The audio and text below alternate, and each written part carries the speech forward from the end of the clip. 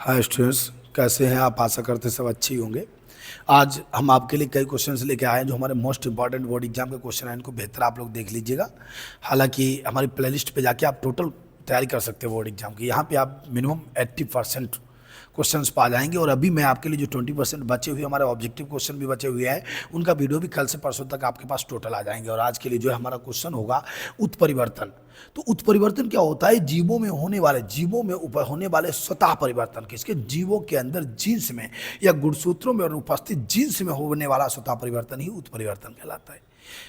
गुणसूत्रों पर उपस्थित जीन्स में होने वाला परिवर्तन, जीन होते हैं, वहाँ से लाखों जीन होते हैं, मानव जीनोम प्रोजेक्ट आप पढ़े हैं, ठीक है। तो जीन में होने वाला परिवर्तन ही उत्परिवर्तन कहलाता है। ये चीज़ हमेशा याद रखिएगा, ठीक है।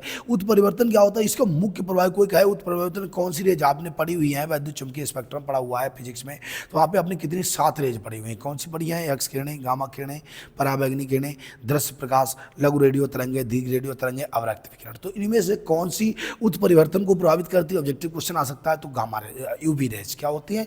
यूवी रेज, अल्ट्रावायलेट पराबैंगनी किरणें जो होती हैं वो हमारे उत्परिवर्तन को प्रभावित करती है। तो इसकी खोज किसने की थी? ह्यूगो डी व्रेज ने की थी। उत्परिवर्तन की खोज ह्यूगो डी व्रेज ने की है। पादप और जीवों के जीन्स में होने वाले परिवर्तन को उत्परिवर्तन कहा जाता है।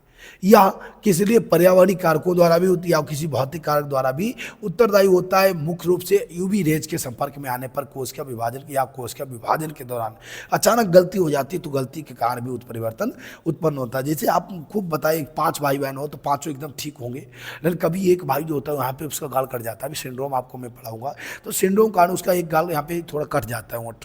तो ये क्या है? ये उत्परिवर्तन है, ठीक है। अचानक एक बच्चे में पूंछ निकल आती, उत्परिवर्तन। अचानक एक बच्चे की नाक चपटी ऐसी बढ़ जाती है, वो उत्परिवर्तन होता है। अचानक एक बच्चे की आंखें जो है भूरी हो जाती हैं, ये उत्परिवर्तन होता है। आंख की पुतली भूरी हो जाए, उत्परिवर्तन होता है। तो जीवों में, पादप और जीवों के जीन्स में होने वाले परिवर्तन को उत्परिवर्तन कहते हैं। इसका मुख्य कारण यूवी रेज होती है, या आनुवंशिकता भी हो सकती है, या किसी कारणवश जब कोशिका विभाजन होता है, जब जनन होता है, निषेचन होता है, तो निषेचन में 2 से 4, 4 से 8 कोशिकाएं बनती हैं। तो हो सकता है कोशिका विभाजन के दौरान ऐसी प्रोसेस घटित होती है। इसमें क्या होता है ध्यान दीजिएगा कि उत्परिवर्तन के कारण क्या हो सकते हैं। तो अब मैंने अभी बताया हुआ है। सबसे पहले गुणसूत्र की संख्या में परिवर्तन हो जाए। गुणसूत्र संख्या परिवर्तन आप कैसे बताएंगे? Syndrome, Turner syndrome, Klinefelter syndrome, Patau syndrome, सब में गुणसूत्र की संख्या में परिवर्तन होता है, ठीक है। जब गुणसूत्र की संख्या में परिवर्तन हो जाए तब भी उत्परिवर्तन होता है। या जीन्स की स्थिति बदल जाए, या रसायनों या पराबैंगनी किरणों से कृत्रिम उत्परिवर्तन करा दिया जाए, या बहुत अधिक मात्रा में हार्मोन स्रावित हो जाए, तब भी उत्परिवर्तन होता है। जैसे हम लोग बात करते हैं कि एक फैमिली में टोटल 9 लोग थे, और अचानक एक बच्चे के अंदर क्या हुआ? हार्मोन्स का स्रावण बहुत तेज हो गया, थायरॉक्सिन हार्मोन का। तो वो भीम का रूप ले लेता है, सबसे लेंथी बच्चा हो जाता है, सबसे बड़ा बच्चा हो जाता है। तो ऐसी अवस्था में क्या होता है? इसको उत्परिवर्तन आप कहेंगे, ठीक है। अनियमित हार्मोन स्रावण के कारण इसी में होता है। उत्परिवर्तन के कारण ही क्या होता है? नई जातियों का जन्म होता है। एक जात के विभिन्न सदस्यों में अलग अलग प्रकार का, कोई जरूरी नहीं सभी में एक साथ उत्परिवर्तन हो। कुछ बच्चे लंबे भी हो सकते हैं, कुछ बच्चे नाटे भी हो जाएंगे, लंबे परिवार में नाटे लोग हो जाएंगे, कुछ गोरे होंगे, कुछ काले होंगे। ये सारे प्रोसेस उत्परिवर्तन कहलाते हैं, ठीक है।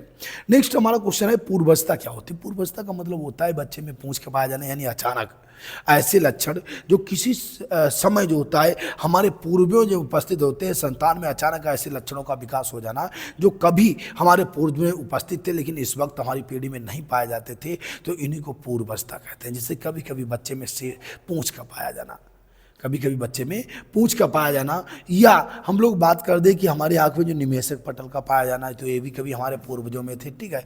तो क्या होता है, देखिए पूर्वावस्था क्या होती है? किसी जीव या जीवों के समूह में किसी ऐसे लक्षण का अचानक आ जाना, किसी जीव या जीवों के समूह में ऐसे लक्षण का अचानक आ जाना जो समान रूप से उस जात में ना पाया जाता हो परंतु पहले किसी पूर्वज में पाया जाता था, तो इसी को आप पूर्वावस्था या प्रत्यावर्तन कहते हैं। जैसे जन्म के समय कभी कभी बच्चे में पूंछ आ जाती है, क्या लोग होते हैं? देखो, जन्म पूर्वावस्था, पूर्वावस्था के एग्जाम्पल बेहतर होते हैं।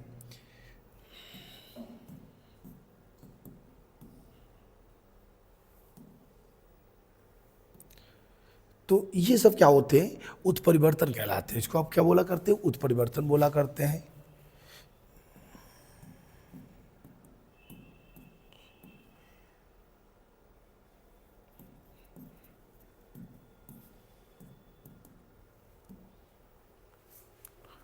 क्या होता है, देखिए जरा, अचानक जैसे कभी हमारी उत्पत्ति बंदरों से मानी जाती है।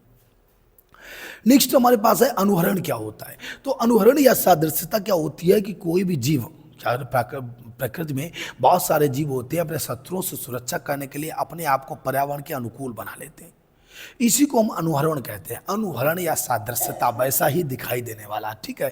क्या होगा, जीवों में पर्यावरण के अनुरूप पाई जाने वाली समानताएं जिससे वह शत्रु से स्वयं की रक्षा कर सके, अनुहरण कहलाती है। इसमें जीव या अन्य प्राणी पौधे किसी अजैब वस्तु जैसे दिखाई देते हैं, जैसे पाड़ाव, कीट, पत्ती जैसा दिखाई देता है, ठीक है। तो अनुहरण में क्या होता है कि बहुत सारे कीड़े ऐसे होंगे जो जैसे टमाटर पे क्या होता है, एक सूढ़ी होती है, सूढ़ी हरे हरे रंग की होती है, बिल्कुल जैसे टमाटर की पत्ती का हरा रंग होता है, ठीक है, वैसी सूढ़ी होती तो चिड़ियाँ उसको ढूंढ ही नहीं पाती हैं और जिससे उसकी जान बच जाती है। तो इस शत्रुओं से रक्षा करने के लिए अपने आप को जो होता है उसी रूप में बना लेते हैं, अनुहरण।